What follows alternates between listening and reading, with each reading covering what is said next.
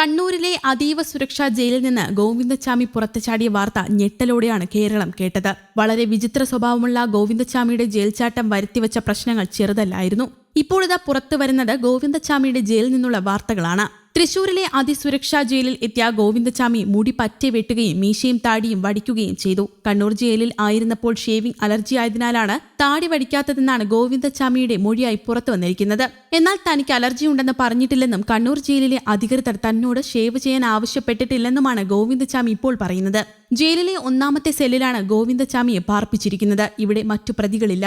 ഈ സെല്ലിന് നേരെ എതിർവശത്തുള്ള ഔട്ട് പോസ്റ്റ് 2 ജയിൽ ഉദ്യോഗസ്ഥരുടെ നിരീക്ഷണം സദാസമയവുമുണ്ട്. ക്യാമറ നിരീക്ഷണവും ഏർപ്പെടുത്തിയിട്ടുണ്ട്. ജയിൽ DGP ഗോവിന്ദച്ചാമിയുടെ സെൽ സന്ദർശിച്ച് സുരക്ഷ ഉറപ്പാക്കിയിരുന്നു. ജൂലൈ 25-ന് കണ്ണൂർ സെൻട്രൽ ജയിലിൽ നിന്ന് ചാടി ഗോവിന്ദച്ചാമിയെ തളാപ്പറമ്പിലെ ആളൊഴിഞ്ഞ വീട്ടിലെ കിണറ്റിൽ നിന്നാണ് പിടികൂടിയത്. ഇതിനുശേഷം സുരക്ഷാ കാരണങ്ങൾ മുൻനിർത്തി പിറ്റേന്ന് തന്നെ ഗോവിന്ദച്ചാമിയെ തൃശൂരിലേക്ക് മാറ്റി. ജയിൽ അധികൃതർ ഇയാളെ ചട്ടം പഠിപ്പിക്കുകയാണെന്നാണ് വിവരം. ജയിൽ ചട്ടം അനുസരിച്ച് പ്രതികൾ മുടിവെട്ടണമെന്നും അതിനാലാണ് ഗോവിന്ദച്ചാമിയുടെ മുടി വെട്ടിച്ചതെന്നും ജയിൽ അധികൃതർ പറഞ്ഞു. ഇതുവരെ ഗോവിന്ദച്ചാമിയുമായി ബന്ധപ്പെട്ട പ്രശ്നങ്ങളൊന്നുമില്ലെന്നും അധികൃതർ പറഞ്ഞിട്ടുണ്ട്. കണ്ണൂർ സെൻട്രൽ ജയിലിൽ നിന്ന് വിദഗ്ധമായി രക്ഷപ്പെട്ടതിനെ തുടർന്ന് സുരക്ഷാ കാരണങ്ങൾ മുൻനിർത്തി പിറ്റേന്ന് തന്നെ ഗോവിന്ദച്ചാമിയെ തൃശൂരിലേക്ക് മാറ്റിയിരുന്നു. ഇവിടെയെത്തിയ ഇയാളെ അധികൃതർ ജയിൽ ചട്ടങ്ങൾ പഠിപ്പിക്കുകയാണെന്ന് അറിയുന്നു. മുടി പറ്റേ വെട്ടിയും മീശയും താടിയും വടിച്ചു ജയിൽ വേഷത്തിലാണ് ഗോവിന്ദച്ചാമി ഇപ്പോൾ. അതിസുരക്ഷാ ജയിലിലേക്ക് പ്രവേശിക്കുമ്പോൾ തുടക്കത്തിൽ തന്നെ ഇടത്തുള്ള ഒന്നാമത്തെ സെല്ലിൽ ഏകാന്ത തടവിലാണ് ഗോവിന്ദച്ചാമി.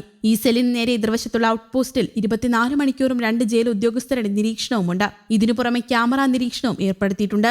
കണ്ണൂരിൽ അതീവ സുരക്ഷയുള്ള ജയിലിൽ 10-ാം നമ്പർ ബ്ലോക്കിൽ നിന്നാണ് ജൂലൈ 25-ന് പുലർച്ചെ ഗോവിന്ദച്ചാമി രക്ഷപ്പെട്ടത്. കറുത്ത ഷർട്ടും കറുത്ത പാന്റും അണിഞ്ഞാണ് ഗോവിന്ദച്ചാമി രക്ഷപ്പെട്ടിരിക്കുന്നതെന്ന് അന്വേഷണ ഉദ്യോഗസ്ഥർ നേരത്തെ വ്യക്തമാക്കിയിരുന്നു.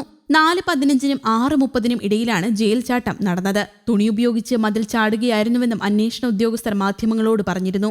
ഇതിന് പിന്നാലെയാണ് ഗോവിന്ദച്ചാമിയെ പിടികൂടുകയുണ്ടായത്. 2011 ഫെബ്രുവരിയിൽ ട്രെയിൻ യാത്രക്കാരിയായ യുവതിയെ ട്രെയിനിൽ നിന്ന് തള്ളിയിട്ട് പീഡിപ്പിക്കുകയും മാരകമായി പരിക്കേൽപ്പിക്കുകയും ചെയ്ത കേസിലെ പ്രതിയാണ് തമിഴ്നാട് കടലൂരിലെ സമത്വപുരം സ്വദേശിയായ ഗോവിന്ദച്ചാമി. ഗോവിന്ദച്ചാമിയുടെ പീഡനത്തെ തുടർന്ന് യുവതി പിന്നീട് മരിച്ചു. പിടിയിലായ ഗോവിന്ദച്ചാമിയെ 2011 നവംബർ 11-ന് തൃശൂർ ഫാസ്റ്റ് ട്രാക്ക് കോടതി വധശിക്ഷയ്ക്ക് വിധിച്ചെങ്കിലും 2016 സെപ്റ്റംബറിൽ സുപ്രീം കോടതി വധശിക്ഷ റദ്ദാക്കുകയും പിന്നീട് ജീവപര്യന്തം തടവ് നിലനിർത്തുകയുമായിരുന്നു ചെയ്തത്. ഇയാൾ മാനസിക വിഭ്രാന്തിയുണ്ടെന്ന് വരുത്തി ശിക്ഷയിൽ ഇളവ് നേടാൻ ശ്രമിച്ചിരുന്നു. ചാർലി തോമസ് എന്ന പേരിലും ഇയാൾക്കെതിരെ തമിഴ്നാട് പോലീസ് രേഖകളിൽ കേസെടുത്തിട്ടുണ്ട്.